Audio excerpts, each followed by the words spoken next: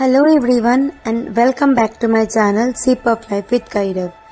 আমি তৃষ্ণা নতুন দিনের ব্লগে একটা ছোট্ট ব্লগে তোমাদের সবাইকে জানাই সুস্বাগতম। আজকে কোনো নিজের ভিডিও না, আছে এটা ছোট্ট রিসর্টের ভিডিও।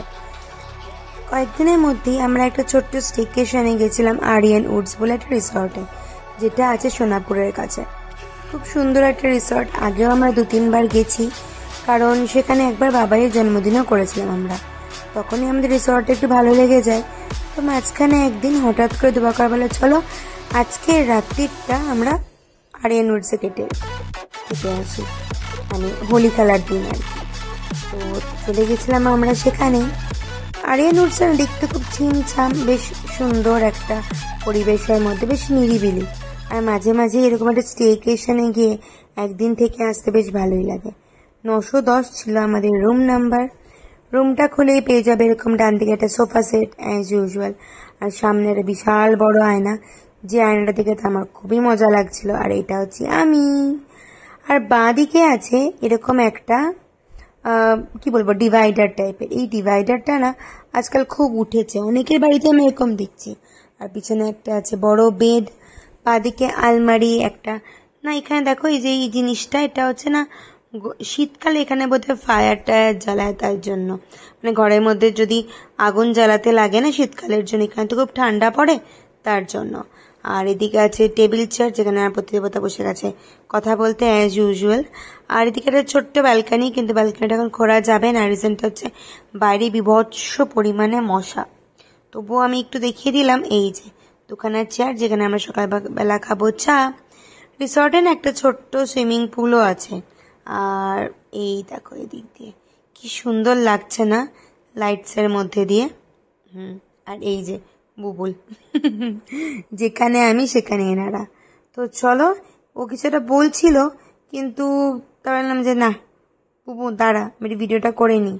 আর এদিকে আছে বাথরুমে আমার মেয়ে, যে এসে দেখতে শুরু করে দিয়েছে কি কি আছে কি কি নেই। আর এই যে বাথরুমে একটা বিশাল বড় আয়না। হোটেলে বড় বড় আয়না দেখলে আমার না খুব মনটা ভালো লেগে যায়। আর এরকম টেবিল টপ বেসিন আমার খুব পছন্দ। আর এখানে ছিল বাথরুম, যেটা সব থেকে বেশি ফেভারিট লেগেছে। বাথরুমে ছিল ডিভাইডার, মানে একদিকে ওয়েট এরিয়া একদিকে ড্রাই এরিয়া করা। চান করলে চানের জল এদিকে আসবে না, এটা খুব দরকার। ওকে বাথরুমটা শুকনো থাকলে আমার খুব ভালো লাগে। তো চলো এখান থেকে বেরিয়ে পড়ছি। ড্রয়িংটাও কি সুন্দর না? আজকাল অনেকের বাথরুমে দেখেছি আমি আঁকাঝুকা লাগিয়ে রেখে দেয়। এই যে আয়না দেখছে, বড় হচ্ছে না, তার ফলে চেটে যখন আয়না দেখতে থাকে। তো চলো এখান থেকে বেরিয়ে যাচ্ছি আমরা বাইরে। বাইরে বেরিয়ে গিয়েই যে বুবুল কাজ হচ্ছে একটাই, ও দেখছে টিভি। আমরা না সাধারণত যেখানেই যাই, সাধারণত ছেলে মেয়েগুলোকে আমরা কোথাও রেখে যাই না, সাধারণত যেখানেই যাই ছেলে মেয়ে দুটোকে নিয়েই ক্যারি করি। আমার ছোটবেলায় মা তো বলতো তোর এটা ভ্যানিটি ব্যাগ, নিচের দোকানে গেলেও ভ্যানিটি ব্যাগটাকে কোলে করে নিয়ে যাবি। ওটাই আর কি, থাকতে থাকতে যা অভ্যাস হয়ে যায়। তো মাঝে মাঝে এরকম স্টেকেশনে গিয়ে থাকলে তোমার মাথাও যেরকম ঠান্ডা হয়, তোমার শরীরও সেরকম ঠান্ডা হয়। মাঝে মাঝে একটুখানি শরীরকে, দেহকে, নিজের মাথাকে একটু ঠান্ডা রাখার জন্য একটুখানি ব্রেক দিতে লাগে। তো এই হচ্ছে আমাদের কথা।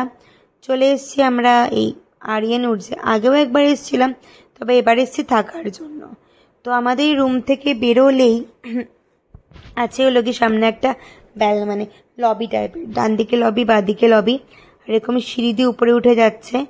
আর আমাদের রুমের সামনে ছিল একটা বসার জায়গা, যেখানে সবাই মিলে বসে রাত্রেবেলা ভালো মতো করে আড্ডা মারা যাবে। আমি, বাবাই আর দিবু আর বুবুল। আর তারপরে ছিল এই দেখো উপরে না পুরো বাঁশের কাজ করা, আর খুব সুন্দর লাগছিল। বেশ একটা কেমন একটা কোজি কোজি টাইপের জিনিসটা লাগছিল।